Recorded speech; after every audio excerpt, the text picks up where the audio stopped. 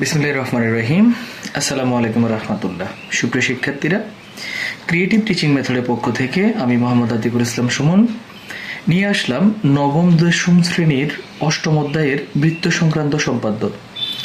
শুরু করা যাক আমাদের আজকের সম্পাদ্য 6, বৃত্ত বা বৃত্ত চাপ দেওয়া থাকলে সেটার কেন্দ্র কিভাবে নির্ণয় করা যায়।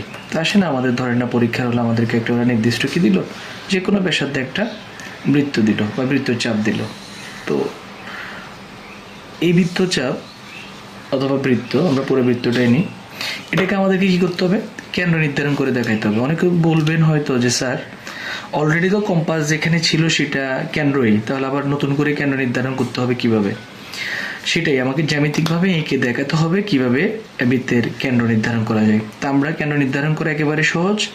প্রথমত আমরা কি করব, দুই পাশে দুইটা জ্যা নিব। এই একটা জ্যা আমরা নিলাম, ঠিক আরেকটা জ্যা আমরা যে কোনোভাবে নিলেই হবে, দুটা জ্যা নিলেই হবে আনুমানিক। এই দুটা জ্যা আমরা নিলাম দুপাশে, এই আরেকটা নিলাম, তাহলে দুইটা জ্যা হয়ে গেল। আমরা যদি নামকরণ করি, একটার নাম এ দিলাম এ বি, আরেকটা জ্যার নাম দিলাম বি আর সি। আমরা কি করব, এই দুইটা জ্যাকে সমদ্বিখণ্ডিত করে দিব।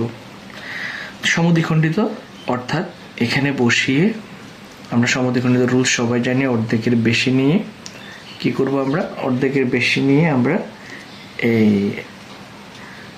দুপাশে চারটা বৃত্তচাপ, এই একটা, ঠিক আবার নিচের দিকে, এই নিচের দিকে একটা, কয়টা হলো, দুইটা। আবার ও পাশে কেন্দ্র করে বিকে কেন্দ্র করে আমরা একই কাজ করব, একটা অ্যান্ড দুইটা। তাহলে হয়ে গেল সমদ্বিখণ্ডিত। এবার আমরা এটাকে যুক্ত করে দিব।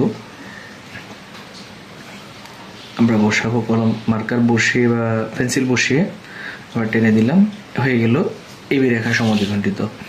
একইভাবে আমরা কাকে, বি এবং সিকেও কী করব, সমদ্বিখণ্ডিত করে দেব। তা অর্ধেকের বেশি নিলাম, নিয়ে আমরা এদিক থেকে এই এক এবং এদিক থেকে আরেকটা, দুইটা। আবার সিকে কেন্দ্র করে আমরা একই কাজ করব, এই পেন্সিল কম্পাস বসিয়ে আমরা এই এক এবং এদিক থেকে কত, দুই। তাহলে এই ক্ষেত্রে আমাদের সমদ্বিখণ্ডিত হয়ে গেল।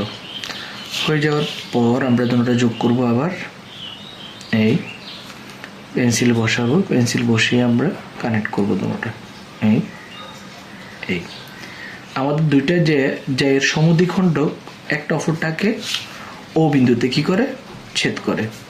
আমরা এবিকে সমদ্বিখণ্ডিত করেছি, আবার বিসিকেও সমদ্বিখণ্ডিত করেছি, একটা অপরটা ও বিন্দুতে ছেদ করে। আর এই ও বিন্দুটা হচ্ছে আমাদের এই বৃত্তের কেন্দ্র। আশা করি আমার শিক্ষার্থীরা এটা বুঝতে পেরেছেন। ধন্যবাদ। পরবর্তী ক্লাসে আমরা নিয়ে আসবো সম্পাদ্য 7, ততক্ষণ অপেক্ষায় থাকবেন। ধন্যবাদ। আল্লাহ হাফিজ। আসসালামু আলাইকুম রহমতুল্লাহ।